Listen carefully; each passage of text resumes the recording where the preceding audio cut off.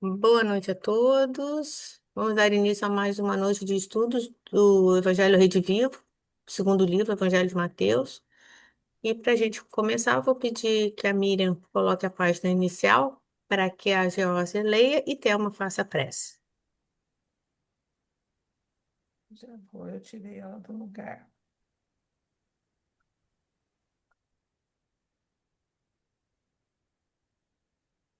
Gente. Peraí, gente. Eu tirei a página do lugar. Vamos conversando aí. Ai, tá aqui.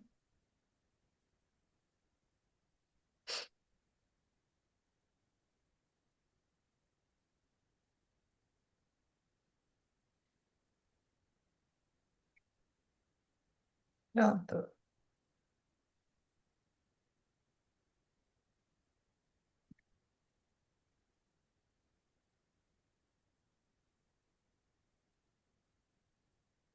Boa noite a todos. Vamos então fazer a leitura do texto, né? Psicografia de Francisco Cândido Xavier, pelo Espírito Emmanuel, Vinha de Luz, capítulo 100, do livro Vinha de Luz, capítulo 104, nos mesmos pratos. E ele, respondendo, disse: O que mete comigo a mão no prato, esse me há de trair. Mateus, capítulo 26, versículo 23. Toda ocorrência na missão de Jesus reveste-se de profunda expressão simbólica. Dificilmente o ataque de estranhos poderia provocar o calvário doloroso.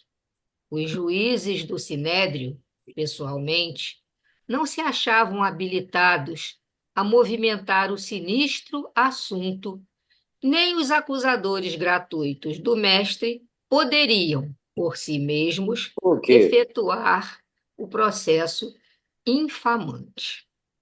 Reclamava-se alguém que fraquejasse e traísse a si mesmo. A ingratidão não é planta de campo contrário. O infrator mais temível em todas as boas obras é sempre o amigo transviado, o companheiro leviano e o irmão indiferente. Não obstante o respeito que devemos a redimido, convém recordar a lição em favor do serviço de vigilância, não somente para os discípulos em aprendizado, a fim de que não fracassem, como também para os discípulos em testemunho, para que exemplifiquem com o Senhor, compreendendo, agindo e perdoando. Nas linhas do trabalho cristão, não é demais aguardar grandes lutas e grandes provas, considerando-se, porém, que as maiores angústias não procederão de círculos adversos, mas justamente da esfera mais íntima, quando a inquietação e a revolta, a leviandade e a imprevidência penetram o coração daqueles que mais amamos. De modo geral, a calúnia e o erro, a defecção e o fel não partem de nossos opositores declarados, mas sim daqueles que se alimentam conosco nos mesmos pratos da vida. Conserve-se cada discípulo plenamente informado com respeito à semelhante verdade, a fim de que saibamos imitar o Senhor nos grandes dias. Emmanuel. Boa noite. Então vamos, nesse momento, agradecer a Deus, nosso Pai, mais uma vez, pela oportunidade do aprendizado, desse enriquecimento para nossas almas, que a gente possa estar abertos para esses ensinamentos da noite. Que o Espírito de Luz também possa envolver quem vai dirigir o processo de hoje e que envolva em luz todos aqueles que estão presentes e também a nossa humanidade. Obrigado, Senhor, por mais esse momento, por graças a Deus. Obrigada, Jorge. Obrigada, Thelma. Então, a gente vai dar início agora ao tema 56 que Miriam começou semana passada, paixão e ressurreição. Miriam, a palavra é sua. Obrigada, boa noite, então, aqueles que vão ouvir. Então, gente, esse é um capítulo bastante extenso, né? Ele tem 75 versículos. E eu trouxe justamente na página inicial um dos versículos desse capítulo, que é o 23, né? Que fala sobre Judas. Então, só porque eu lembre muito rapidamente, esse capítulo, ele está dividido, ele tem 11 subdivisões. E ele vai contar para gente os momentos iniciais da paixão e da ressurreição de Jesus. Então, ele começa aqui falando da conspiração contra Jesus, a unção em Betânia, a traição de Judas, né, e anúncio da traição. Então, ele vem falando que Jesus, na última ceia, ele anuncia para os discípulos, apóstolos, que ele iria ser morto, né? Ele ia ser crucificado, certo? E, e ele conta também da questão da traição de Judas, que nós vimos até o que o Emmanuel escreve ali na página inicial. Ele também fala para a gente dessa conspiração que os sacerdotes, né, e o Caifás, né, que era o sumo sacerdote, eles decidiram prender Jesus por um ardil, só que eles não queriam fazer isso na Páscoa, porque ia ter muita gente, então haveria muito tumulto. O que fez eles mudarem de ideia, que nós até comentamos que teve algumas pessoas que questionaram se realmente Jesus tinha morrido, sido crucificado na Páscoa, por causa desse versículo, que é o quarto e o quinto versículo de Mateus, desse capítulo, né, quando ele fala, não durante a festa, para não haver tumulto. Mas o que fez eles mudarem de ideia foi Judas, né, que acabou aceitando esse benefício, né, de entregar o Cristo por aquelas 30 moedas. Então, isso acabou que eles aceitaram, né, fazer a crucificação mesmo antes do que eles tinham, ou então prender Jesus antes daquilo que eles tinham pensado, né? Então, uma dúvida que foi Judas que acabou precipitando, né, a prisão do Cristo, né? Então, é uma coisa interessante, foi essa unção de Betânia aqui, que está no 56.1.3, que é o único que coloca nessa sequência essa unção de Betânia, porque ela não acontece nessa sequência, ela acontece antes, 6 dias antes. Jesus, então, vai jantar na casa. E aí, a gente ficou naquela dúvida, eu até botei lá no grupo, porque, na verdade, o Mateus fala que ele vai jantar na casa de Simeão, o leproso, e João fala que foi na casa de Lázaro e quem ungiu a cabeça dele, né, o corpo foi Maria. Então, se vê que Jesus foi ungido com óleo muito caro, houve uma discussão lá, mas estão gastando muito o dinheiro com esse óleo, podia ser revertido esse dinheiro em outras coisas, né? Mas Jesus, o Mateus coloca aí pela fala do Cristo, porque ele chega um determinado momento que ele fala para ele. é, que ele fala que ele não vai estar com eles por muito tempo e que aquele perfume sobre o corpo dele é como se fazia quando sepultava. Vocês lembram é, que Madalena e outras mulheres foram ungir o corpo do Cristo quando ele já não estava mais lá, né?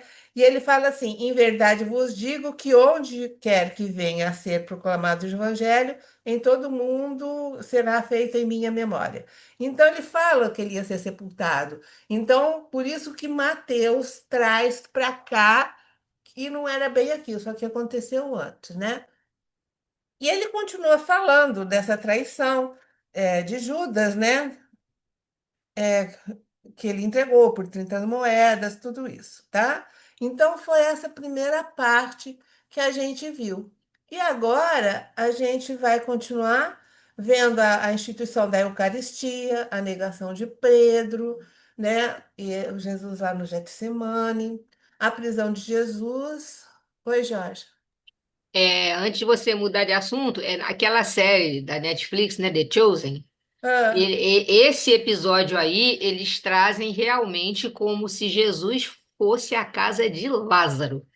ah, Entendeu? Naquela, eu assisti, né, terminando a quarta temporada, se passa na casa de Lázaro, né? E aqui realmente tem a questão que ela junta todo o dinheiro que ela economizou e vai comprar o óleo mais caro, as joias também, parece que ela leva as joias e vai comprar o óleo mais caro, e e aí é houve Maria, irmã de realmente Lázaro, de né? Lázaro, e houve essa discussão de se achar um desperdício ter, Uhum, e aí Jesus fala, né? Exatamente isso aí que você falou, essa parte certo. tem. Essa questão do desperdício, muitos falam que era a questão mais egoísta, né? Que, na verdade, eles queriam dinheiro para eles, né? É verdade. Então, nós vamos ver a prisão, né, de Jesus diante do Sinédrio e a negação de Pedro. Não é pouca coisa, não, porque é tudo questão do evangelho, né?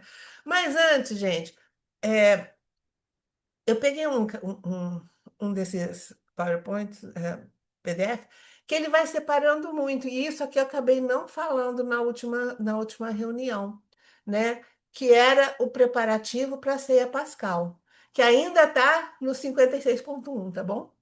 Então, ele vai falar aqui que no primeiro dia de Ázimos, e só para a gente saber, Ázimos, na verdade, é a festa dos pães ázimos, que começa no dia seguinte à Páscoa. A Páscoa é celebrada de 15 de Nissan, Nissan é um dos meses deles, que eu esqueci de perguntar, mas é um mês, né?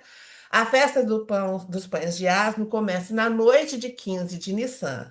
Portanto, são duas festas que começam no mesmo tempo, a de Páscoa e dos pães de asno.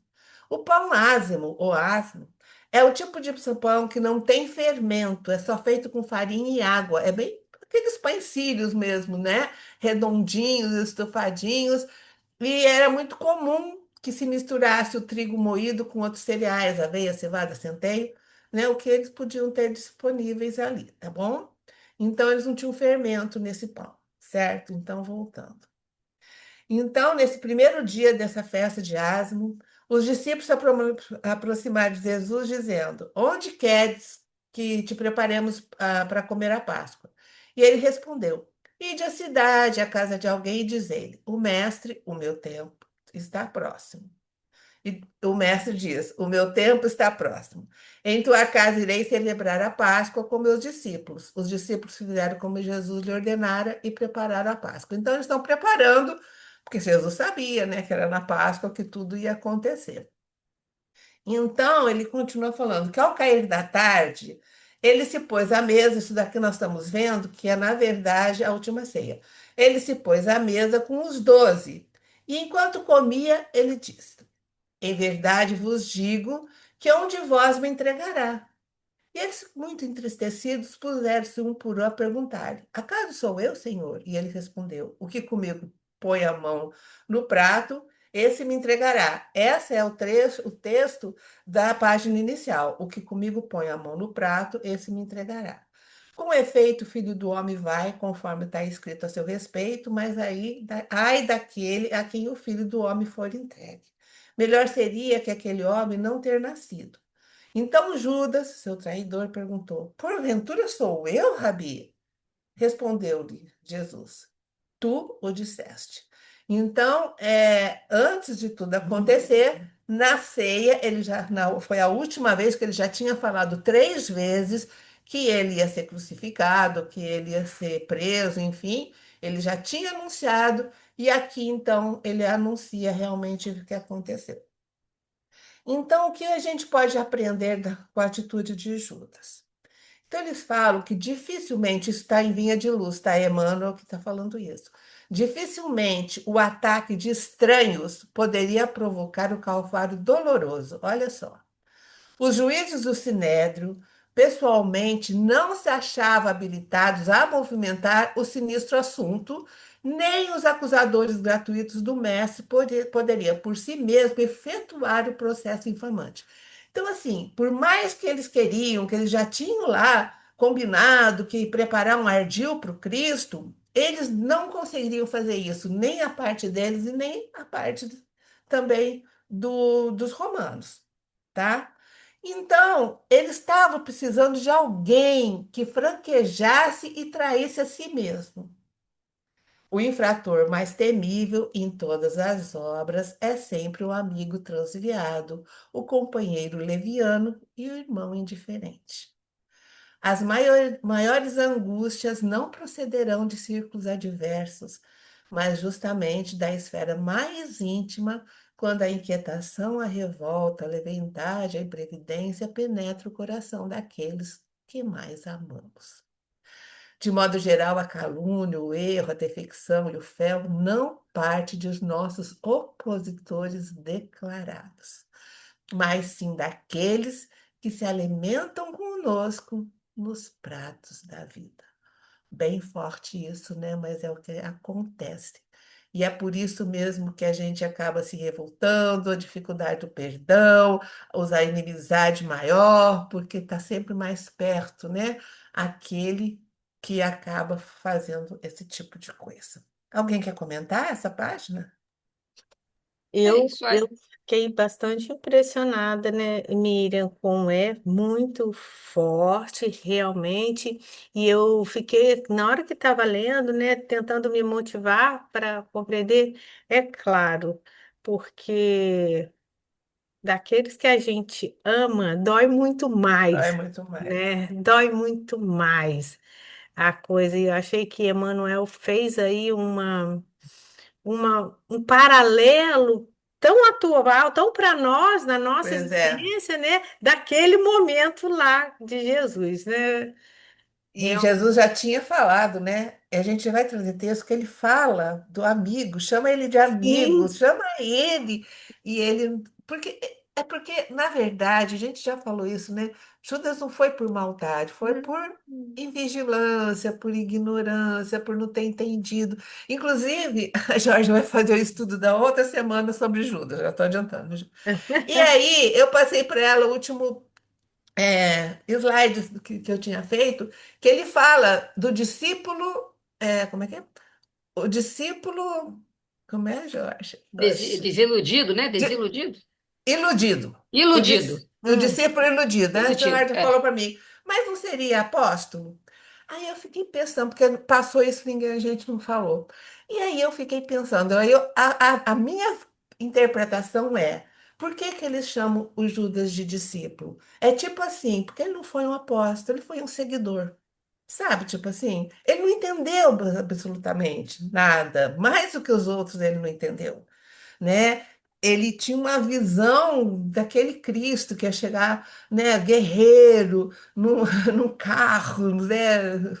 Então, assim, a minha interpretação, se vocês quiserem dar de vocês, é assim, ele já deixou de ser tão discípulo, um apóstolo, é o discípulo, discípulo iludido, aquele que só seguiu Jesus e que não teve a compreensão Não comungou, exata, não, né? não sabe? Mas você sabe, Mira, que essa é é uma diferença conceitual, né? Uhum, Dentro da doutrina espírita, né? Sobre os apóstolos serem os sim, 12 e os discípulos seguidores. Mas a uhum. gente vê nas obras de Emmanuel, né? As psicografias do Chico, ele se referindo aos apóstolos como discípulos, Tem essa mais de tua. uma Mas vez.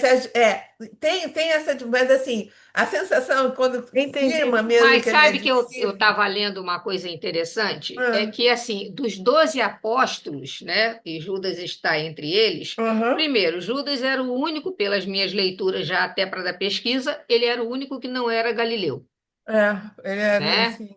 Ele Ele era não era galileu. comerciante, E ele tudo. foi o único que não foi convidado por Hum. Jesus. Ele se juntou ao grupo e começou, por ter conhecimento, por já trabalhar com comércio, ele acabou chegando e foi escolhido como Uhum. aquele que cuidaria da parte Tá. financeira, pela sua inteligência, pela sua habilidade, pelo conhecimento que ele tinha, que os outros não tinham, além de Mateus, que era, né, coletor de É, impostos, coletor né, de- o cobrador publicano. Então, ele tinha esse conhecimento, mas, na verdade, ele não foi convidado. Tá. Ele Gente, eu se vou ter que juntou andar, ao grupo, porque, né? Para você porque o não negócio é deixar, né, grande. de fazer. Aham. É verdade. É legal isso. Então, a gente vai passar para o 56.2. Eu tenho três e quatro, que são três assuntos, né? A instituição da Eucaristia é tudo uma sequência. A negação de Pedro é predita e Jesus no Getsemane. Então, aqui ele vai falar. É interessante essa questão da Eucaristia, né? Porque eu não sei, eu não tinha muita noção como é que surgiu essa questão da. Quer dizer, a gente tinha uma noção, mas foi nesse momento aqui que Jesus estava lá com eles, né? Na última ceia. E aí, enquanto eles comiam, Jesus tomou o pão, aquele pão de ázimo, e tendo abençoado, partiu e distribuiu aos seus discípulos, e dizendo: Isso é tão assim para quem já foi católico, né? Tomai e comei, isto é meu corpo. Depois tomou um cálice e, dando graças, deu a eles, dizendo: Bebei todos deles, pois isto é meu sangue, o sangue da aliança, que é derramado por muitos para a remissão dos pecados. Eu vos digo: não beberei mais desse fruto da videira até o dia em que convosco beberei o vinho novo do reino de meu Pai. Então é interessante isso, né? Que todo mundo. Porque foi nesse momento da instituição da Eucaristia. Porque quem se apropriou dessa questão foi a Igreja Católica, né? Então já existia essa questão do grego, de Eucaristia, né? Ser o sacrifício de ação de graça, né? Como está lá na Bíblia de Jerusalém. Então, é uma terminologia católica que tem origem na tradição judaica. Os judeus já tinham essas questões, né? Que eles chamavam a Eucaristia de bênçãos, né? De louvor, de agradecimento a Deus, né? Pela criação. Então, já existia uma questão dessa palavra da Eucaristia, mas como essa questão do louvor, do agradecimento, né? Pela criação. E ela foi introduzida, então, no ritual da missa, né? Como um símbolo, né? Momento simbólico, em que o pão, que é simbolizado pela hóstia, e o vinho, que é vinho, são transformados no sangue e no corpo de Jesus, né? Então, a gente até falava, gente, eu estou mordendo o corpo do Cristo, né? Você não podia morder a hóstia, né? Para dizer que você ia ir para o inferno se você mordesse uma hóstia, né? Então, que é essa verdadeira visão da Eucaristia para o espírita, né? Então, aqui no livro, ele fala que a gente vê essa passagem que não se tratava, obviamente, do pão material, nem do vinho, né? Da uva mesmo, né?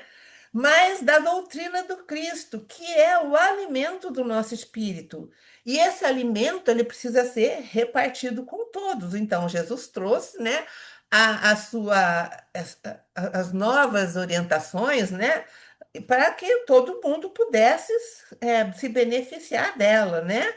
Então, para que a gente não sentia fome nem sede, mas de conhecimento, de amor, né, da sua sabedoria, certo?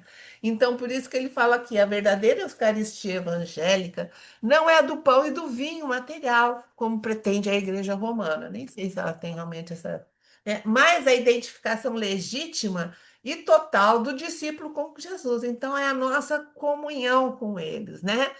De cujo ensino de amor e sabedoria deve aurir a essência profunda para a iluminação dos seus sentimentos e do seu raciocínio através de todos os caminhos da vida. Então, é essa o significado, né, daquele ato, né, tão simbólico que Jesus fez na última ceia, que ele sabia que ele ia sair dali e ele ia ser preso. Então ele fala, né, ele está repartindo o conhecimento dele, né, ele está repartindo tudo que ele trouxe para sustentar o espírito de todos nós, né, até hoje. Aí, a seguinte, nós vamos ver a negação de Pedro, que Jesus fala para ele não entendeu não, mas Jesus falou para ele. Então Jesus falou assim: então, depois de terem cantado o hino, saíram para o Monte das Oliveiras. É tudo uma sequência, viu, gente? Então eles estavam lá, Jesus fez aquele, repartiu o pão, tal. Aí eles foram, né, para o Monte das Oliveiras. E Jesus disse a eles então: essa noite todos vós vos escandalizareis por minha causa, pois está escrito: ferirei o pastor e as ovelhas do rebanho, ferirei o pastor e as ovelhas do rebanho se dispersarão. Mas depois que eu ressurgir, ele já estava, a gente quando já sabe, né? Depois que eu ressurgir, vos precederei na Galileia. Pedro, tomando a palavra, disse-lhe: ainda que todo se escandalize por tua causa, eu jamais me escandalizarei. Jesus declarou: em verdade te digo que esta noite, antes de o galo cante, me negarás 3 vezes. Ao que Pedro disse: mesmo que tiver de morrer contigo, não te negarei. O mesmo disseram todos os discípulos. Então Jesus já estava nem informando para ele que, inclusive, ele ia voltar, né? Ele ia se materializar e ficar por eles ali por um tempo, né?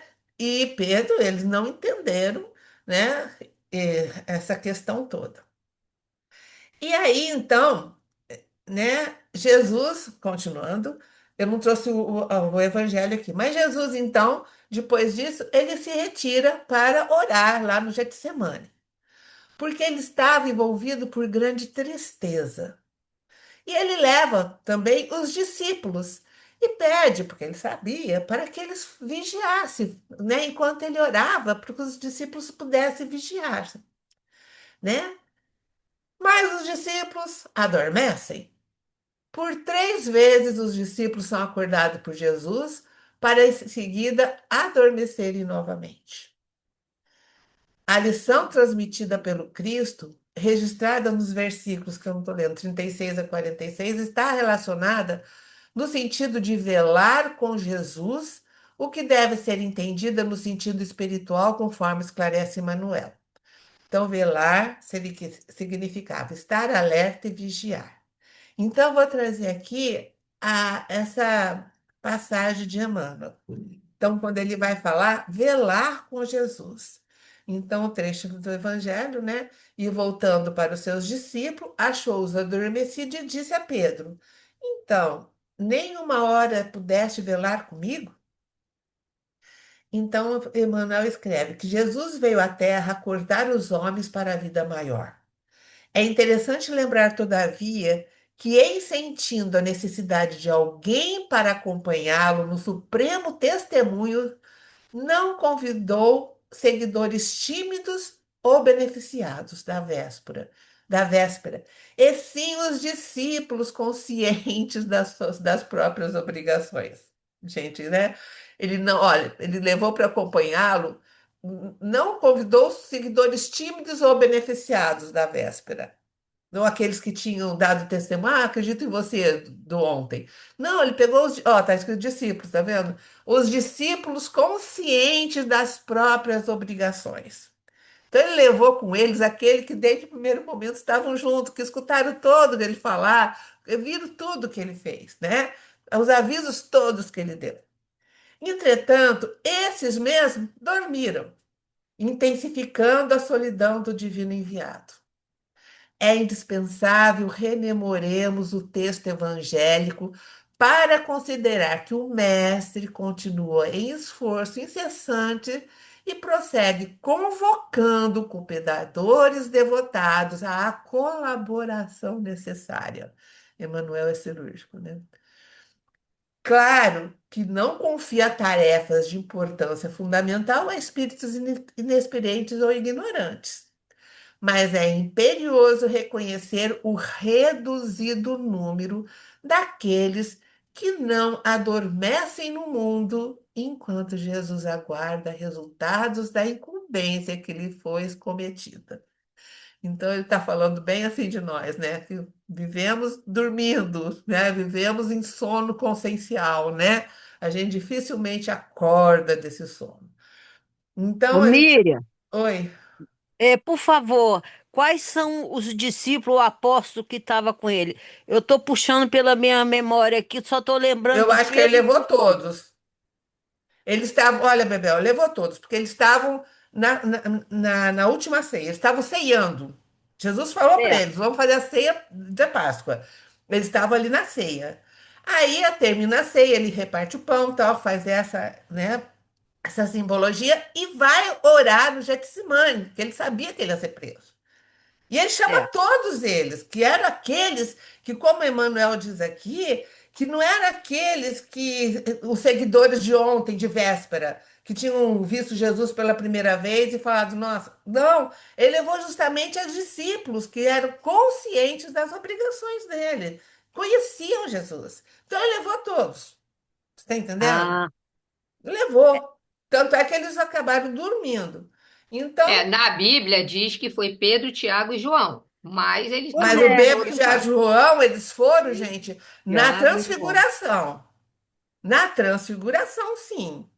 Mas aqui eu acho que não. Na transfiguração foi eles, só eles mesmos.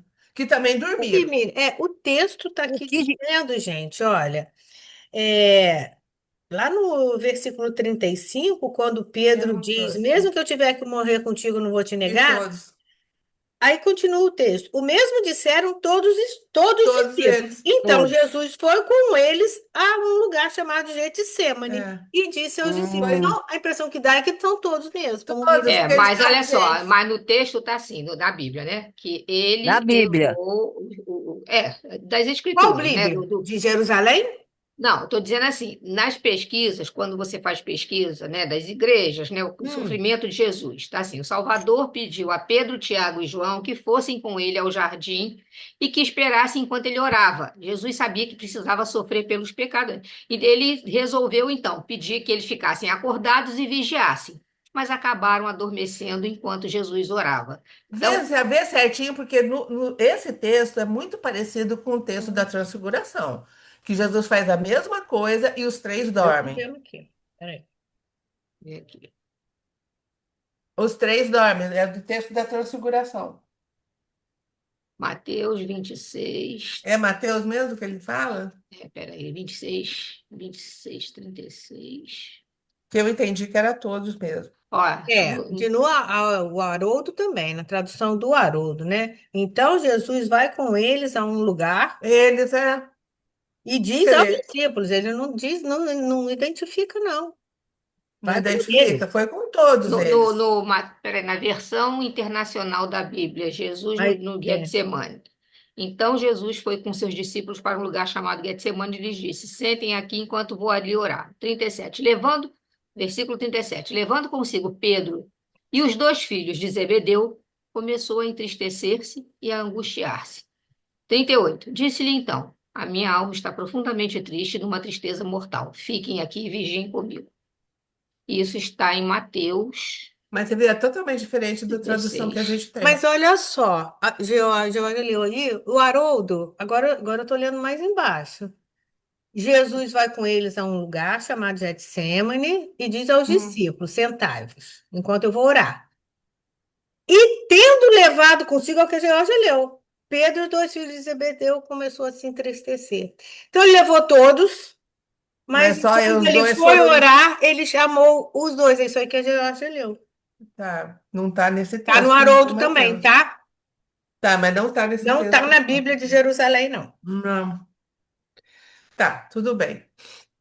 Então vamos lá, continuando, que eu tô Tá perdida. sim, Miriam, tá sim. Na Bíblia de Hã? Jerusalém também, tá, Tá, tá. Levando Pedro e os dois filhos do Zebedeu, que é Tiago e tá, João. então desculpa que eu não botei esse texto, né? Tudo bem, mas foram todos, três foram mais junto com ele lá e acabou que todo mundo dormiu. Então vamos lá. Então, vamos lá. Então, Emmanuel continua falando. Ouvidando o mandato de que são portadores e inquietaram-se pela execução dos próprios desejos e a observarem em grande conta os dias rápidos de que o corpo físico lhes oferece. Esqueceram-se de que a vida é a eternidade e que a existência terrestre não passa simbolicamente de uma hora. Então, Emmanuel aqui está falando, né, para nós, né?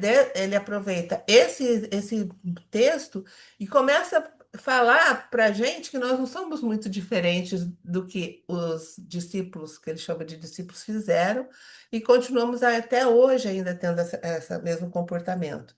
Então, ele continua falando: em vista disso, ao despertarem na realidade espiritual, os obreiros distraídos choram sobre o látego da consciência e anseiam pelo reencontro da paz do Salvador, mas escoam-lhe ao ouvido as palavras endereçadas a Pedro. Então, nem por uma hora pudeste velar comigo, porque ele leva, então, se ele separou eles, eles vão dormir do mesmo jeito. E em verdade, se ainda não podemos permanecer com Cristo ao menos uma hora, como pretenderemos a divina união para a eternidade? Então, assim, eu acho que piorou a situação. Eu não percebi isso. Se ele tirou três, levou todos, mas três foram mais perto dele para ele orar. E todo mundo acabou dormindo. Então, assim, mesmo aqueles que eram mais próximos, que Jesus mais confiava, né? Aqueles a quem Jesus tinha assim, mais carinho, vamos dizer assim, porque sabia da potencialidade deles, né?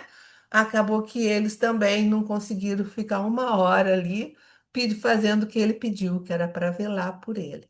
Isso aconteceu também, já foi na Transfiguração, e do mesmo jeito eles também dormiram. Mais alguma coisa, gente, vocês querem colocar? Verdade. Então, aqui é sobre esse texto que ele fala. É do Wesley Caldeira, tá? Da Manjedoura Emaús, tá lá no Jardim das Oliveiras, tá. Então ele fala: aquele era um momento de grande tensão e combate. O êxito da missão de Jesus estava sob ataque cerrado. Falanges da espiritualidade inferior, sem poderem atingi-lo diretamente, irromperam vigorosa ação obsessiva sobre as autoridades humanas e os apóstolos. Está vendo? Aqui ele fala apóstolo, ele falou discípulos, mas não é o mesmo articulista. Jesus deveria ser morto e seus seguidores deveriam esquecê-lo, como se acordassem após sua morte de um pesadelo que o tempo varreria de suas consciências e, portanto, das páginas da história, tornando inócua sua passagem entre os homens. Então, isso assim, ele mexeu muito, né? Jesus, ele incomodou muito as pessoas, né? Porque ele veio trazer mudanças na forma como os judeus, os sacerdotes, né, estavam tratando as questões evangélicas, né? Até o Velho Testamento, as interpretações que eles estavam fazendo do Velho Testamento. Então, isso veio mexer muito. Eles tinham que sair, né, da zona de conforto deles, né? Eles tinham que promover mudanças muito grandes e isso eles não queriam, né? Então, obviamente, que a espiritualidade inferior estava bem animada, né? E como não podia atingir diretamente ao Cristo, eles acabaram tentando, né, imiscuir ideias, né, inclusive em Judas, né? Ô, Miriam, Que, inclusive aqui até justifica, né? De repente, esse sono que esses que eles apóstolos sono, que eles, tiveram pode ter sido pode ser, a ação dessa espiritualidade inferior, porque Jesus não pediu para ficar para que acordado velando. velar, por exemplo, vele por mim, Eles eles eram não, obedientes. Jesus levou quem? Os que ele mais tinha confiança na obediência, né? No que iriam e atender. acabou que E todo acabou dormiu, que né? esses três dormiram. E aí? Esses que estavam diretamente lá, porque a influência da espiritualidade inferior. Também tem, é. E do outro também pode ter sido a mesma coisa. E ele ainda fala vigiai e orai. Isso, O texto foi. para que não entreis em tentação. O É, espírito aham. está forte, mas a carne é fraca. Ele, né, ainda diz isso. E Jesus não podia, nesse momento, também fazer nada, porque tem o livre-arbítrio, né? Eles acabaram cedendo à tentação, à questão do sono, de não ficar vigiando, né?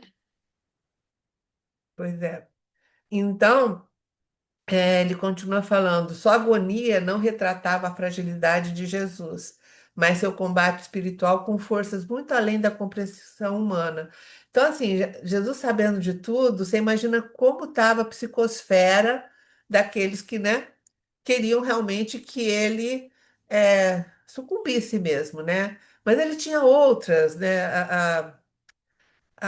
O propósito dele era muito diferente, né? Então ele fala, sua agonia não retratava a fragilidade de Jesus, sim, mas o seu combate espiritual com forças muito além da compreensão humana. Ele não quedou perante a antevisão do sacrifício da cruz, a levantá-lo, mas sofreu e lutou espiritualmente para que se amenizasse as consequências sinistras do maior conflito espiritual que a Terra já viveu. Olha, que eu nunca tinha lido isso, dele trazer que nesse momento existia um embate enorme, o maior conflito espiritual que a Terra já viveu. E daí vem a agonia de Jesus, não necessariamente com a decepção daqueles que o traíram, mas com essa, né, essa situação que ele teve Sim, que que entrar, enfrentar, sim. enfrentar e no mundo espiritual, porque tá aí, ó, além da compreensão humana, quer dizer, Aham. não era necessariamente a decepção com os apóstolos, discípulos ou com a humanidade que estava crucificando ele ali naquele momento, mas sim com esse entrave espiritual, Também, né? tinha toda uma questão aí, né? Então, ó, Jesus acaba intercedendo junto a Deus em favor dos homens. Ele não pediu por ele pediu por homens, rogando que aquele cálice de presciência fosse afastado dos seus lábios.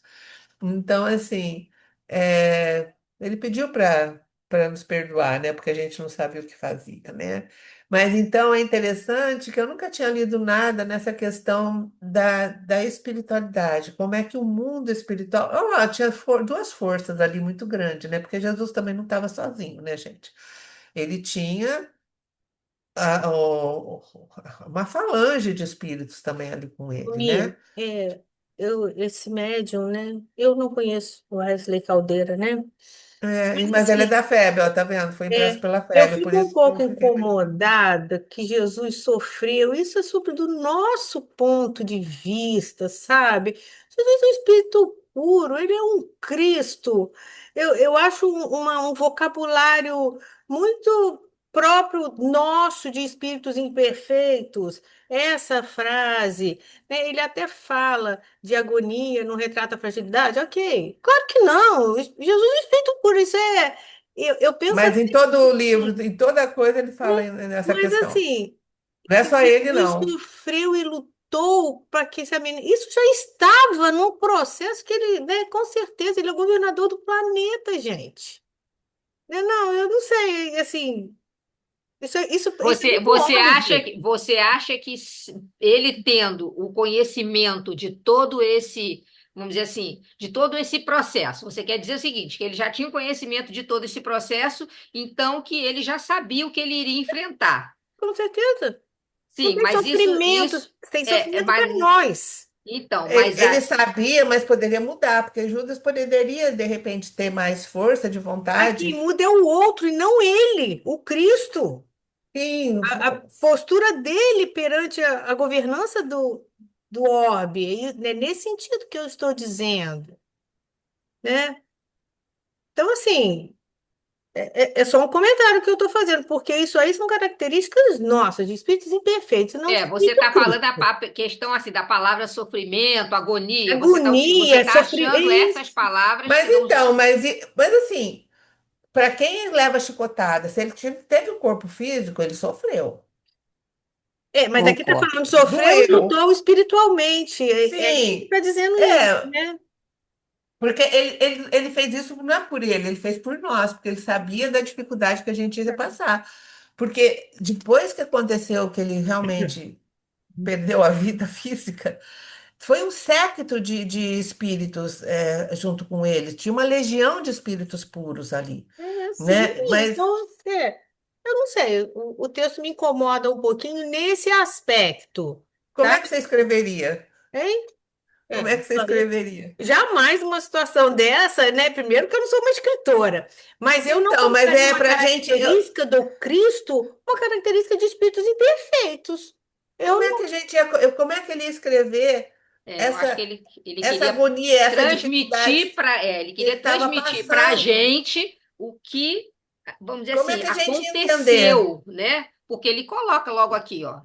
Mas ele afirma que Jesus Seu sofreu, combate com né? forças Ele- além da compreensão humana. Se aqui ele já coloca que isso está fora da nossa compreensão, ele quis dizer, talvez traduzir com palavras o que estava envolvendo ali Cristo naquele momento, que não era contra os encarnados ou a humanidade encarnada, mas era um mundo espiritual que lutava para que ele fosse esquecido, como está lá, ó. Ó. Mas Para que eu deveriam continuo, gente, esquecê-lo, eu como se continuo acordassem. insistindo. Jesus não sofreu espiritualmente, isso aí que ele diz, né? Eu não consigo ver um espírito crístico sofrendo espiritualmente. Ele não Dentro sofreu por daquilo, ele sofreu por não nós. Nós. importa, ele está muito acima disso. Dentro daquilo que a gente aprende com a doutrina espírita, do que é característica de espírito crístico. É isso que Sim, eu estou mas você acha querendo que te dizer. o espírito crístico não tem sentimento em relação Tem àqueles sentimento, mas não filhos tem ali? sofrimento, Miriam. Ele escreveu sofrimento Em espiritual. resignação. Entender? Mas ok, gente, isso é uma dificuldade, pode ser uma Resignação. dificuldade minha, tá? Mas não consigo ver Jesus sofrendo espiritualmente. Me desculpe. Mas resignação, Bebel, seria no caso de você aceitar, né? É. Resignado é quem aceita o que está acontecendo ali. Não fica, vamos dizer assim, não entra em sofrimento em relação a todo o processo que está acontecendo. Você está falando de resignação nesse sentido, né? É. É, Ele não estava resignado. É. Dá dando a entender, o resignado dá a entender assim, ele aceitou tudo. Porque o resignado, ele aceita a situação que é imposta a ele. Ele aceita o sofrimento que vem sobre ele. E aí está se falando em sofrimento. E a Márcia está dizendo que Cristo não tem esse sofrimento. É isso Então, aí. o próprio texto fala que ele estava envolvido em muito sofrimento, então ele também não podia, em grande tristeza. Então, se ele também não hum, podia, então não tem palavra e para tristeza, descrever é isso, O que o Tristeza, Cristo pode sente, ser, você tá entendendo? ô Ué, Miriam, mas mas a tristeza não sofrimento. leva a sofrimento? É. Gente do céu, quem está triste está feliz, está alegre, está triste, está em sofrimento, porque está triste não é por ele, é pelos outros, Márcia. Eu e não outra, penso que Jesus sofreu, Miriam, não. Não consigo ver o espírito crístico sofrendo espiritualmente. Não consigo. Então, outra acha outra palavra, é a mesma coisa, mas assim, o sofreu Eu não quero arrumar outra espiritualmente. palavra, não. Eu não quero essa. Gente, o sofreu espiritualmente, tudo bem, o sofrimento, a gente sempre fala, a dor é inevitável, o sofrimento não. Mas assim, nesse momento, ele estava olhando a humanidade, ele sabia tudo que a gente ia passar. Eu vejo nesse sentido, dele olhar para a gente e falar, pobres, né? Perdoa o que eles estão fazendo, eles são ignorantes, eles não sabem. Então é nesse sentido, você está entendendo? Oi, Álvaro. Eu, eu tô, eu tô todo abaixo porque o, o Jesus não, não, não pode sofrer nesse meu ponto de vista, entendeu? Tá certo, vamos ver o que a gente consegue para mais tarde. Então, mudando, nós vamos lá ver. Abaixa a mão, Alvinho, por favor, e fica em cima de... Então, a gente vai partir para o 56.3, que vai falar da prisão de Jesus e Jesus diante do Sinédrio. Então, eh, então Jesus estava ali ainda conversando, aí veio Judas, um dos 12, acompanhado de grande multidão, com espadas e pau, da parte dos chefes dos sacerdotes e dos anciões do povo. Seu traidor dera-lhe o sinal, dizendo: É aquele que eu beijai, prendei. E logo aproximando-se de Jesus, disse: Salve, Rabi! E o beijou. Jesus respondeu-lhe: Amigo, para que estais aqui? Então, avançando, deitaram a mão em Jesus e o prenderam. E eis que um dos que estavam com Jesus, estendendo a mão, desabainhou a espada e, ferindo o servo do sumo sacerdote, decepou-lhe a orelha. Mas Jesus lhe disse: Guarda a tua espada no seu lugar, pois todos os que pegam a espada pela espada perecerão. Ou pensas tu que eu não poderia apelar para o meu pai a fim de que ele pusesse à minha disposição agora mesmo mais de 12 legiões de anjos? E como se cumpririam, então, as Escrituras, segundo as quais isso deve acontecer? E naquela hora disse Jesus às multidões: Como ao ladrão saístes para prender-me com espadas e pau. Eu sentava no templo, ensinando todos os dias, e não me prendestes. Tudo isso, porém, aconteceu para se cumprir os escritos da profecia. Então, todos os discípulos, abandonando-o, fugiram. Então, essa é o texto, está no Evangelho, da prisão de Jesus, quando Judas, então, leva, então, esses guardas lá, né? Ele beijaria o Cristo para que eles, eu não sei como que eles estavam cansados de saber quem era ele, né? Mas ele beijaria, era um ato simbólico dele beijar o Cristo para saber que ele era aquele que deveria ser preso. E interessante, né, que Jesus fala o tempo todo que isso já está na Escritura e que as Escrituras vão se cumprir. E essa passagem da espada foi Pedro, né, que tirou a espada, né, e cortou a orelha do, de um dos guardas e Jesus repreendeu ele, né, que na verdade toda a doutrina de Jesus não fala sempre contra a violência, né? Ele nunca pregou violência, muito pelo contrário, né? Senão ele não teria se deixado levar, né? Era muito fácil. Ele já até falou, era naquela uma multidão de anjos, né? Se eu quisesse, mas não era essa a função dele. Então, aqui, Emmanuel vai falar para a gente justamente aquele pedacinho de Jesus que ele vai falar, amigo a que vieste. Ele fala pro Judas, né? Então, cientificara-se o Cristo com respeito ao desvio de Judas, comentar amorosamente o assunto na derradeira reunião mais íntima com os discípulos.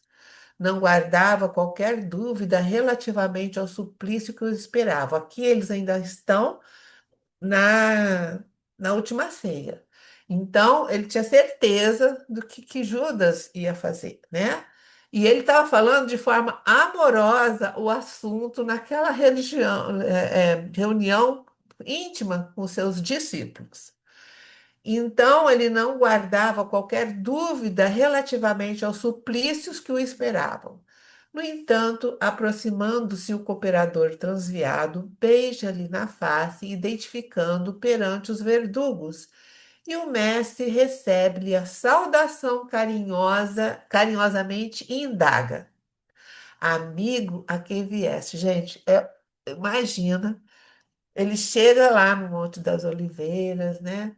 Com guardas, com espadas, enfim, beija Jesus e Jesus recebe a saudação carinhosamente e pergunta para ele: Amigo, a que vieste? Ele sabia exatamente o que o Judas estava fazendo ali, mas era ser a última chance de Judas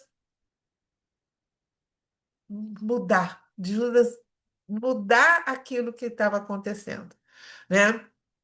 Não sei como é que a história ia acontecer, né? Que de uma forma ou outra, Jesus ia acabar morrendo, porque era importante a questão dele mostrar que a vida existia após a morte, né?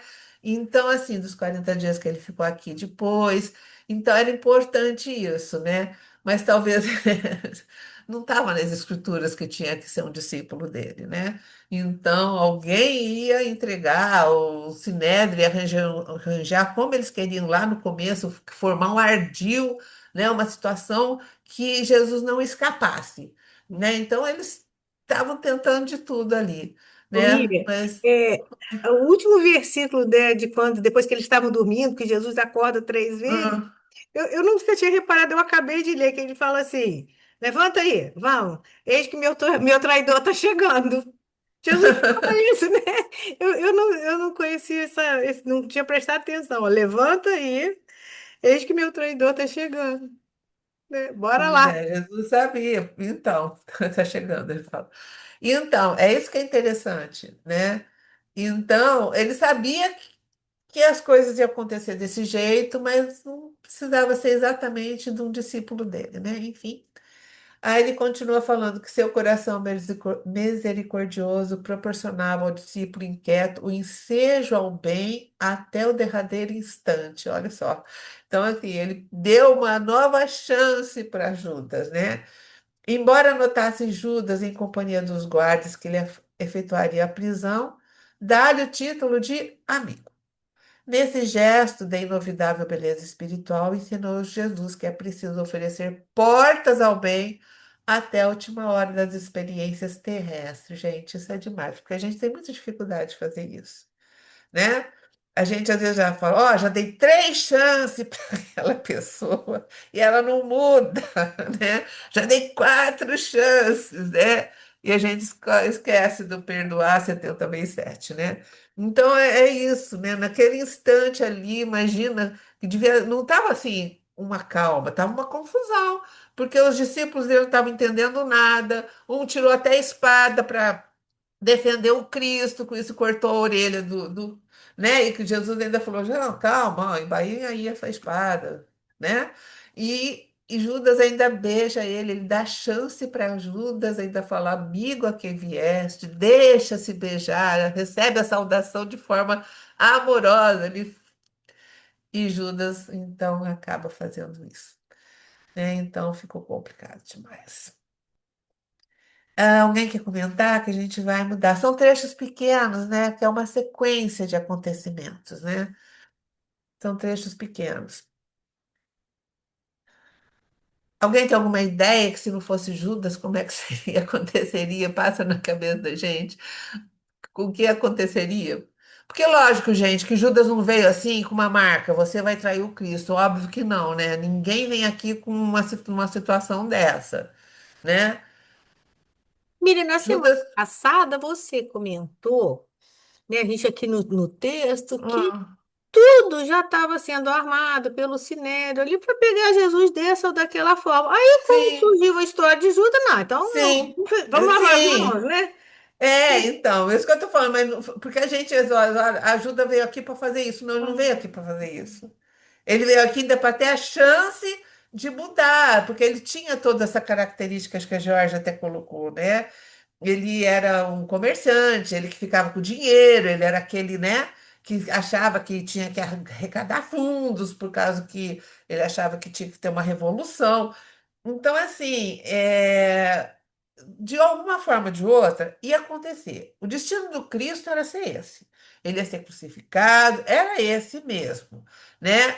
Ele, acho que só não esperava, ele sabia que tinha uma banda meio podre ali da laranja, mas ele talvez, né, com o passar do tempo, ele já sabia, né? Mas, assim, ele talvez pudesse ser de forma diferente, né? Menos traumática, né? Sendo um discípulo, um apóstolo, enfim, né?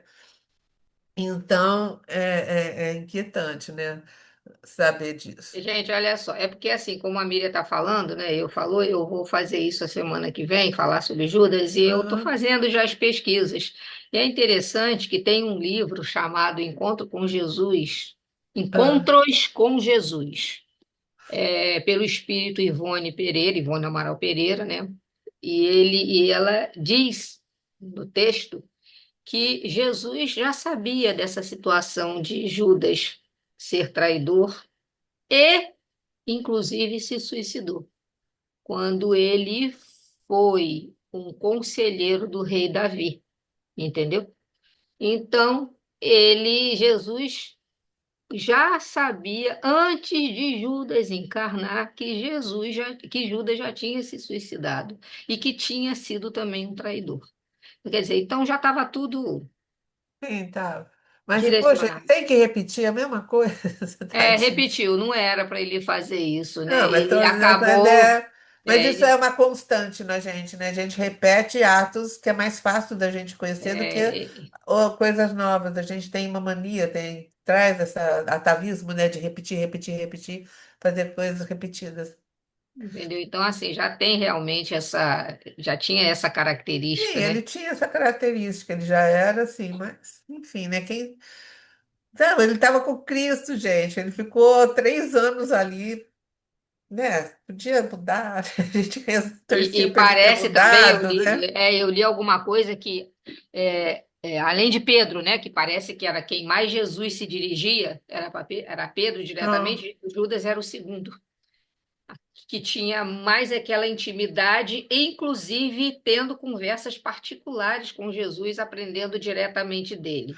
Aí, né, essa diferença, inclusive, que eu pesquisei em relação a apóstolo e Afonso. discípulo, Ah, tá? tá. Mas você vê que aqui, cada hora ele fala uma coisa, no próprio humano, uma hora ele fala apóstolo, outra hora ele fala discípulo.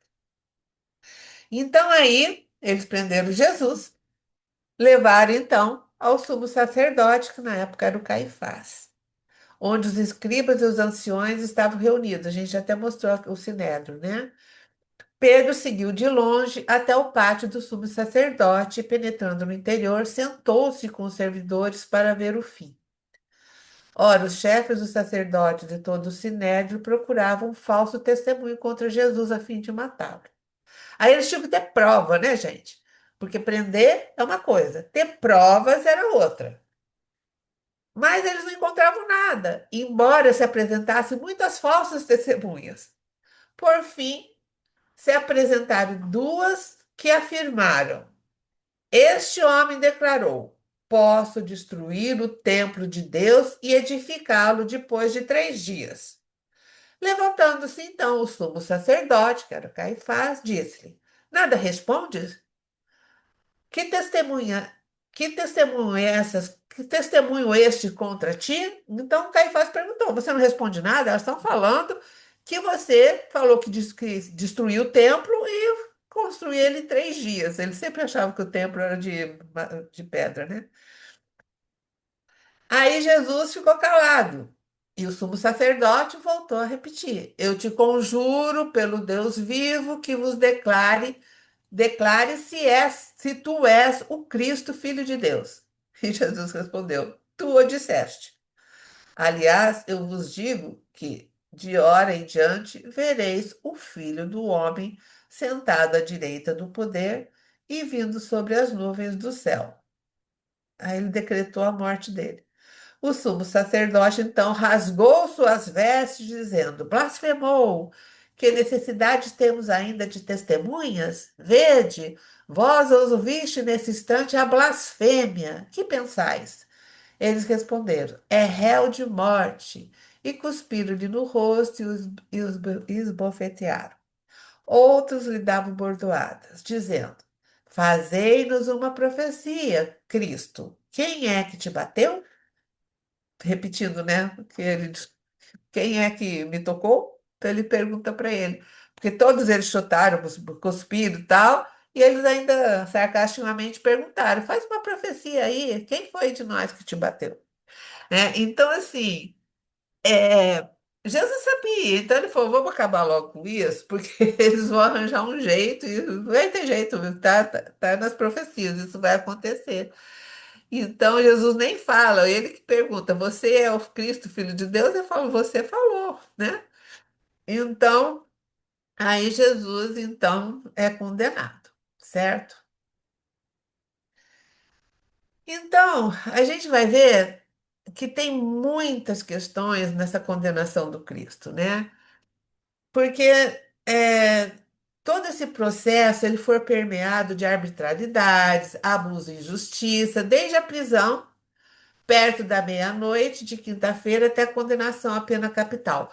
Porque a gente, eu não estou trazendo muito, mas tinha muitas regras dentro das questões legais, né, dos judeus que foram totalmente arbitrariamente, né, derrubadas. Assim, eles fizeram tudo de acordo com o que eles queriam, né? Então, Eles fizeram vista grossa, né, para as fiz- regras, né? sim, eles é, muitas delas não foi só vista grossa, realmente eles Passaram por acabaram, cima, né? passaram por cima, eles não. Então, aí ele fala que Jesus não se calava diante de falsidade, atrocidade, injustiça, tampouco abaixava a cabeça perante autoridades. E aqueles que se julgavam poderosos. Eles já estavam cansados, né, das coisas de Jesus, porque eles viviam apontando as coisas que eles não deviam, as coisas que eles deviam fazer, o que tinha que mudar, né? E isso eles não aceitavam de jeito nenhum. Com suas atitudes e palavras, silenciou muitos detentores de poder político e religioso que queriam impor leis à sociedade, mas que, de sua parte, na verdade, não cumpriram. Vocês lembram, na Páscoa mesmo, lá quando ele tinha 12 anos, que nesse momento todo mundo vai para Jerusalém, porque ali eles têm as tradições dele. E Maria, quando eles estão indo embora, que eles iam em caravana, ela não acha Jesus. Eles ficam desesperados, procura, procura. Ele está lá no templo ensinando para os sacerdotes, para todos eles. Maria ficou tão preocupada que levou ele até para. Eu não lembro do sacerdote que ela levou ele, e ele orientou para que Jesus ficasse com o pai na carpintaria por um tempo, porque ele ia ter problema muito antes, né? Porque ele estava lá ensinando, né? Falando as coisas para eles, e eles não entendendo, e eles achando que tinha alguma coisa esquisita naquele menino, né? Então, mas eles ficaram muito preocupadas no que ia poder acontecer com ele naquela época.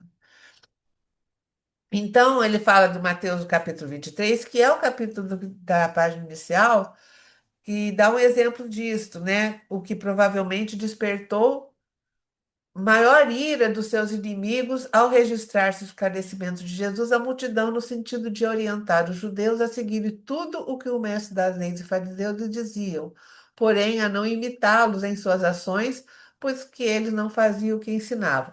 Então, assim, Jesus ainda fala para eles: olha, o que eles falam, o que eles leem nas antigas tradições, né, no Antigo Testamento, tudo ali é verdadeiro, mas vocês não fazem o que eles fazem, porque eles falam, né? Mas eles ensinam, mas eles não fazem aquilo que eles ensinam, né? Então isso já eles já estavam muito irritados com Jesus, porque obviamente que as leis estavam ali, eles ensinavam muito o processo de oral, né?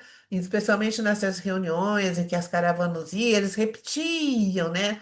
Todas as histórias do povo hebreu, eles repetiam muito essas histórias, era verbal essas histórias que eles contavam, né? Que eles se reuniam e contavam as histórias.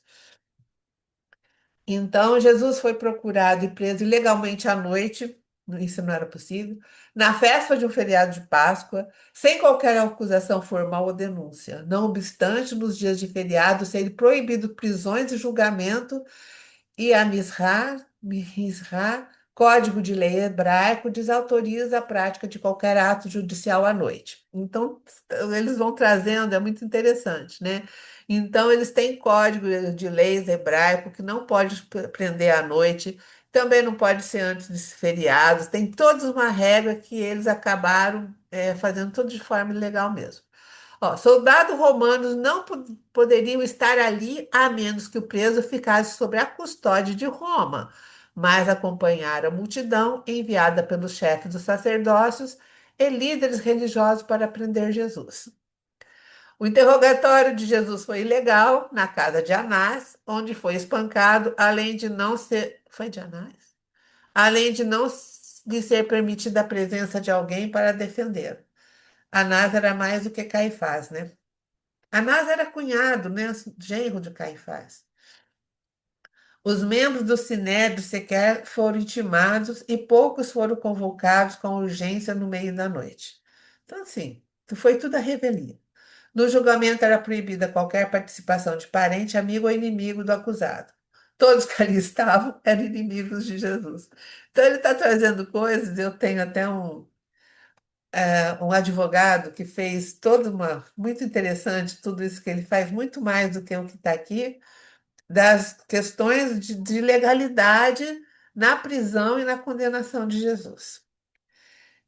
Então, aqui ele está trazendo algumas ilegalidades, continua, injustiça. O julgamento de Jesus foi inferior a 24 horas, porém, pela Torá e pelo Misná, não se pronunciava sentença de morte no mesmo dia. No direito romano da sentença cabia apelação para o órgão superior, e no direito judaico, em caso de unanimidade, o julgamento era considerado inválido e tinha efeito de absolvição. Não podia ser todos, não podia ser unânime, né, a condenação. No entanto, concluído o interrogatório por unanimidade, proferiram o veredito. O réu de morte. Na verdade, o povo todo gritou, né? Todo mundo que estava ali, né? Eles gritaram que a sentença que era a de morte mesmo. E aí, eu achei tão interessante isso, que Emmanuel, no Consolador, quem terá recebido maior soma de misericórdia na justiça divina. Então, aqui ele pergunta, né? O que que vocês acham? Quem que vocês acham que recebeu maior soma de misericórdia na justiça divina? Foi Judas ou o sacerdote que induziu essa prisão dele, que detectou a sentença dele? Quem terá? Quem foi que recebeu a maior soma de misericórdia? Ou seja, perante a misericórdia, as leis divinas, quem errou mais e quem errou menos? Foi Eu acho Judas que que foi entregou Judas que ou recebeu, quem né? foi Judas que Eu entregou acho. ou aquele que é, ai meu Deus, que puniu ele ou que decretou a prisão dele e a morte dele? Você está falando, Jorge? Acho que foi Judas, Judas que recebeu o maior somo de misericórdia, né? Eu acho que foi Judas nessa história. Mais alguém tem algum Não estou conseguindo organizar meu pensamento de maior soma de misericórdia. justiça? Quem foi mais beneficiado com a justiça de Deus? É isso que ele quer saber. Quem foi maior beneficiado? Foi Judas, aquele que entregou, ou foi o sacerdote, aquele que Que Ah, induziu lavrou a Judas sentença? a induziu Judas. deserdar Jesus, né? Induziu No Judas. caso, Não, o quem induz. sacerdote. Peraí, errei, Foi Judas ou foi o sacerdote que induziu Judas a fazer o que ele fez, gente? Ave Exatamente, Maria. exatamente, É, exatamente. O sacerdote que induziu Judas a deserdar Jesus. a, Tipo des- assim, ó, é, esquece a esse homem. entregar Jesus, Entrega ele, esquece Te dou ele. 30 moedas para você fazer isso. Você vai ter 30 moedas. E, na verdade, não foi só 30 moedas, né, gente? Na verdade, eu sei que não foi só um também. Eles prometeram a Judas, né? Ele não entendeu que ele ia ser morto. Ele entendeu que ele ia ter um lugar, ele, Judas, ia ter um lugar onde ele ia poder lutar, né? A favor do Cristo, né? Vencer os romanos e dar para Cristo depois o reinado dele, não é? Era essa a intenção do Judas. Ele achava que Cristo era muito mole, né? Que precisava de alguém que fosse lá lutar para tirar o domínio romano dos judeus. Ele queria isso, né? E aí depois Jesus chegaria, então, e ele aí entregaria a cadeira do rei, né? O trono para Na Cristo. verdade, Judas achava que ele ia poder formar um Sim, exército para cuidar, combater tudo isso tudo, para né? ter tudo. Então vamos O lá, que vamos aconteceu bem. com o sacerdote? Então ele fala assim: quem há recebido mais misericórdia, por mais necessitado e indigente, é o mau sacerdote que todos os tempos, é o mau sacerdote de todos os tempos, que longe de confundir a lição do Cristo uma só vez, vem praticando a defecção espiritual para com o Divino Mestre desde muitos séculos. Isso ele está falando no Consolador. Então ele fala assim: quem há recebido mais misericórdia, por ser mais necessitado, foi o sacerdote, mau Então, sacerdote. não porque ele cometeu menos mal, mas é porque ele era mais Mais necessitado necessitados, espiritualmente, né? certo?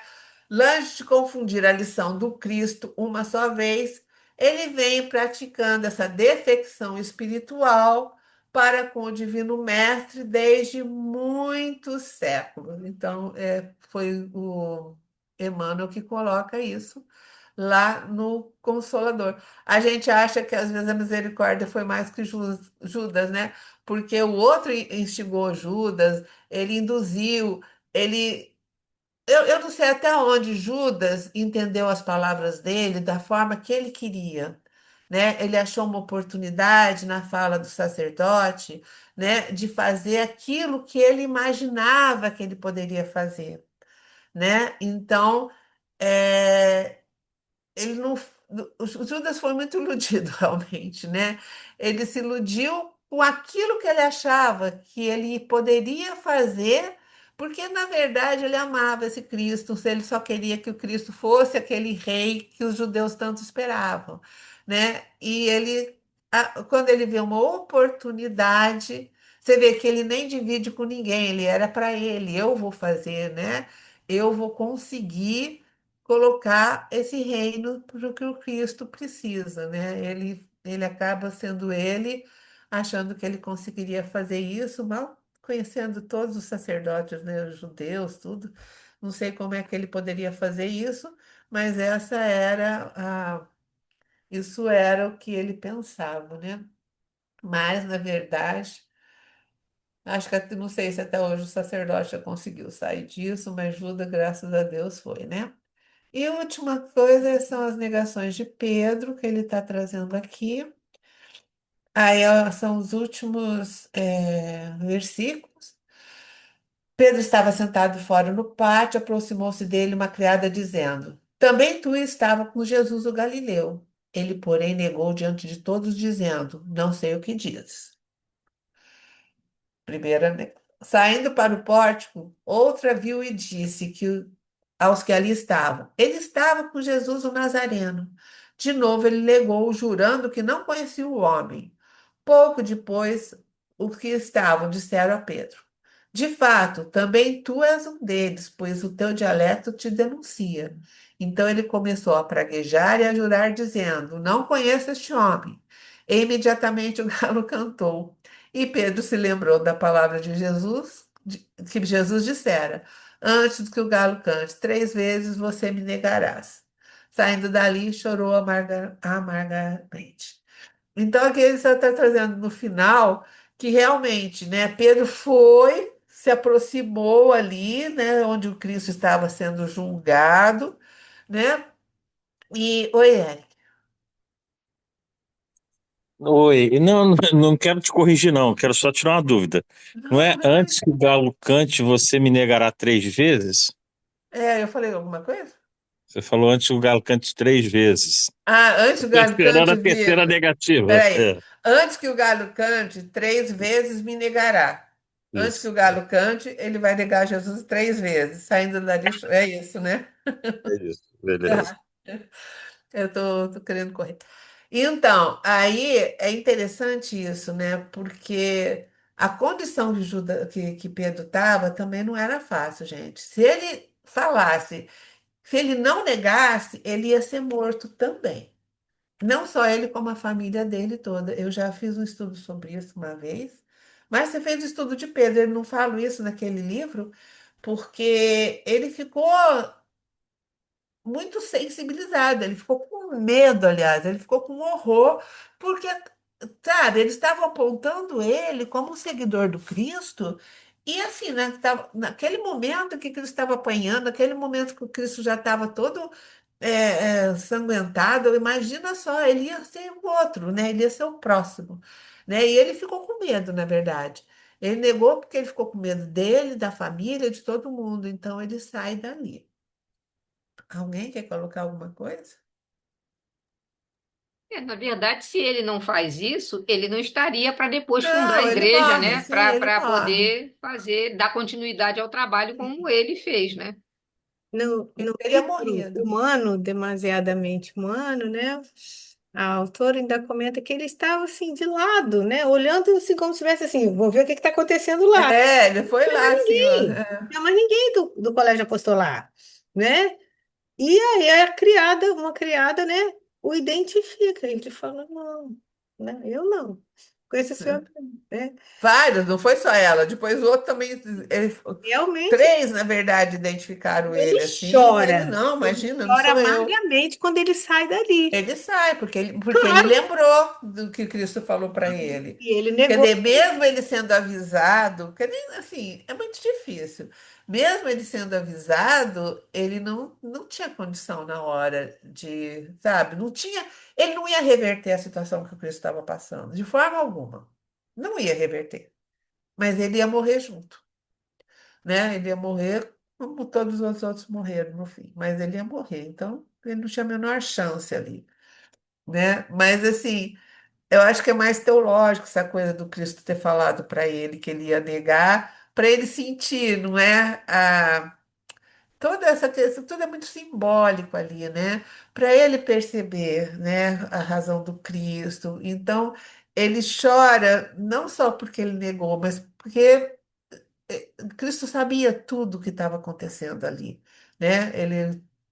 Ele sabia tudo o que ia acontecer e tudo o que estava ali acontecendo.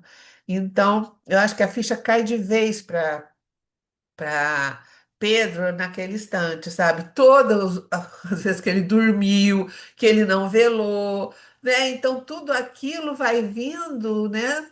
De uma forma que Eu acho que foi ali muito também ele amarga. percebeu toda a sua impotência, sua Mas fragilidade assim, perante a situação, né? sim, Porque ele eu não tinha acho a que menor chance. de um certo momento, Pedro até que foi escolhido e recebeu esse nome de Cristo, né? Você agora não será mais Simão, será Pedro. Eu acho que a partir daquele momento ele sentiu um certo engrandecimento, como se ele tivesse quase que no mesmo O eh, patamar do Cristo, não patamar de sei. Jesus. E ali ele, naquele momento, ele percebeu que ele não era nada, nada, É, nada, nada da sua fragilidade, da sua impotência perante a é, situação toda, né? Ficou Eu trago inerte. também essa passagem para nós, né, na nossa existência, o quanto nós já negamos Jesus através dos nossos atos, né? E o quanto a gente se envergonha muitas vezes e chora, porque de novo eu estou reincidindo num equívoco que eu venho buscando e não consigo. Então, nessa nossa existência, nós podemos fazer também essa metáfora, né, dessa negação do Cristo, quando a gente vai de encontro à lei de amor, né, da fraternidade, da solidariedade. então, é interessante, né? Porque a forma com que Judas acaba resgatando isso foi dura, né? Então, mas ele consegue, né? Fazer esse resgate.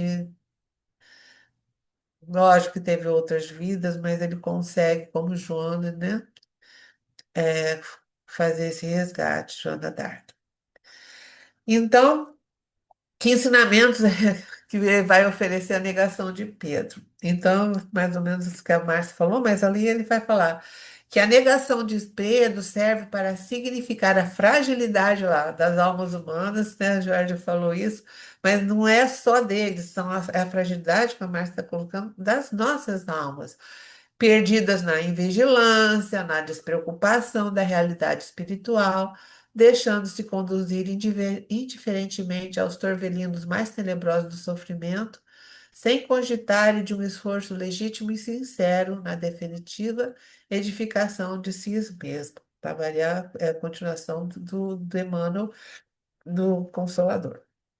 Então, ele mostra para gente, e não só Pedro, eu acho que Judas, né, como nós já vimos no texto ali, ele também expõe um lado nosso que nós ainda temos muita dificuldade de trabalhar, né, muita dificuldade de estar gerindo e de estar modificando, né? Então, os dois mostram isso de formas diferentes, né? Mas os dois a gente precisa prestar muita atenção, né? Nessas nossas questões, né? Porque tudo aqui é muito simbólico para a gente conseguir se melhorar, para a gente conseguir crescer. Então, acho que dá tempo, tem esse. Tá, vamos ver. Tem 5 minutos. Vamos ver. Chama O Fracasso de Pedro. E Pedro seguiu de longe até o pátio, vai falar justamente isso. Do sumo sacerdote, entrando, assentou-se entre os criados para ver o fim.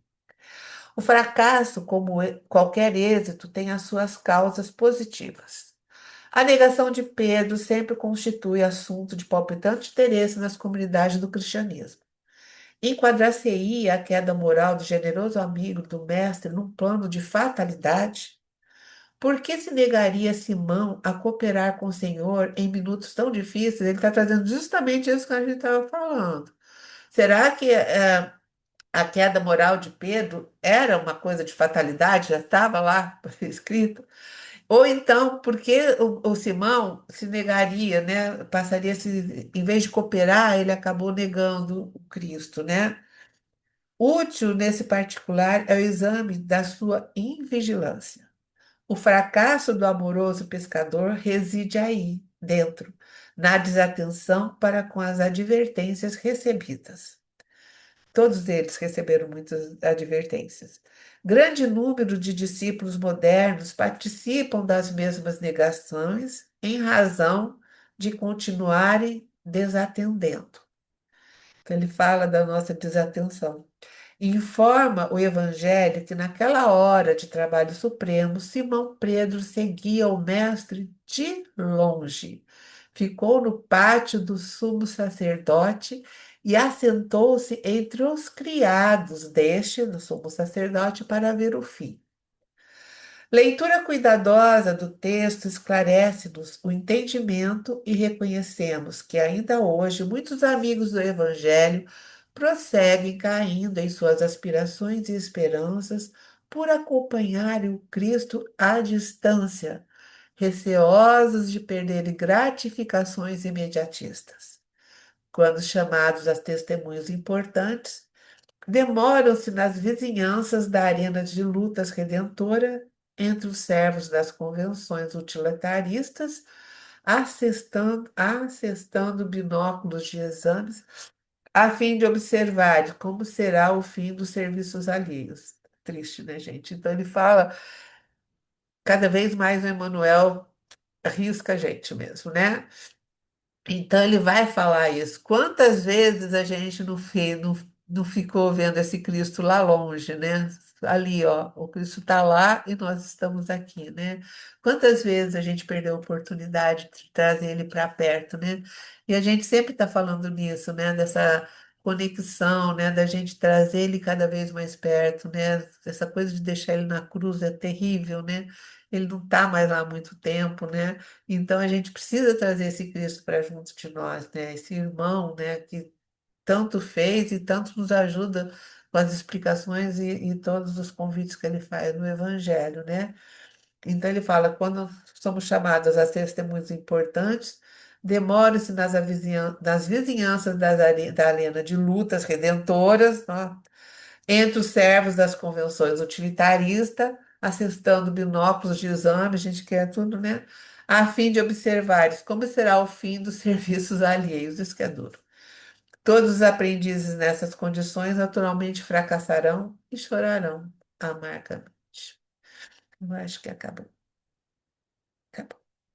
Alguém quer comentar alguma coisa? Tem uns minutinhos só.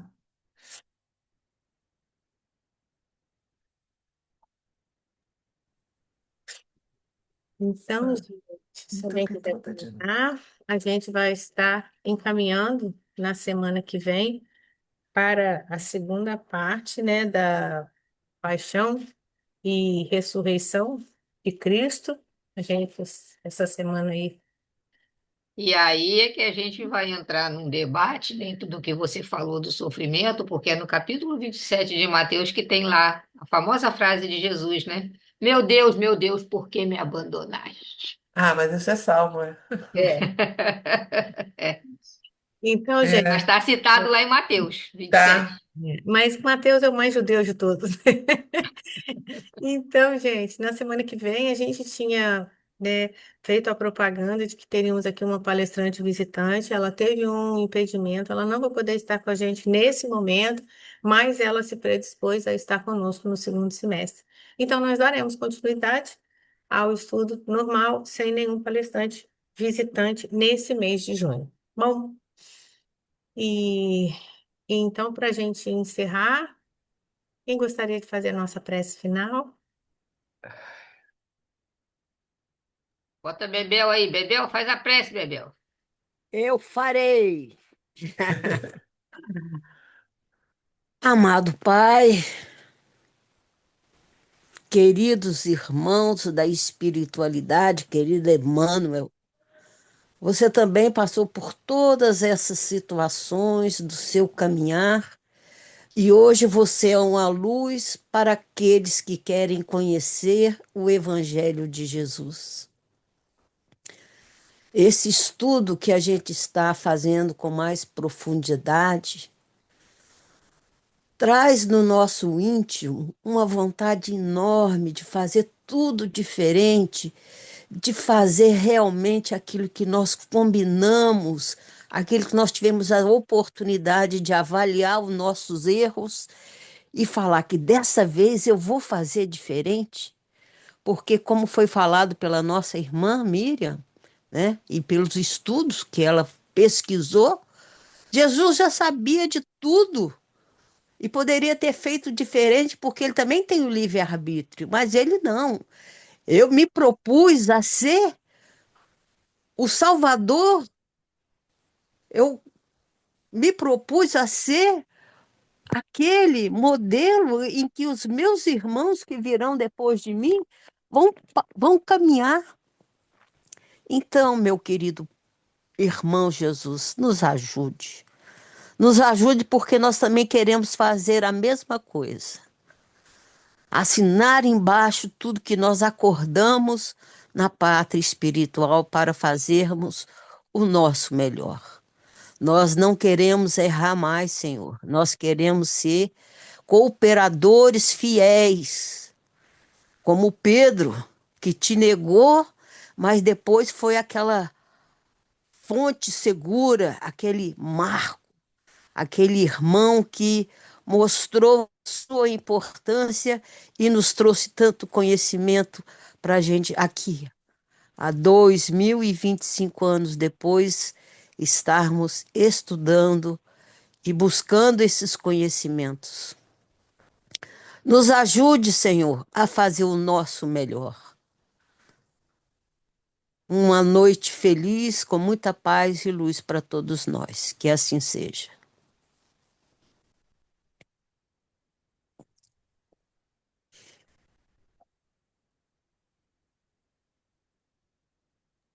Obrigada, Bebel, obrigada, Miriam, Jorge, todo mundo aí que participou, né? É sempre uma grande oportunidade da gente estar aqui estudando.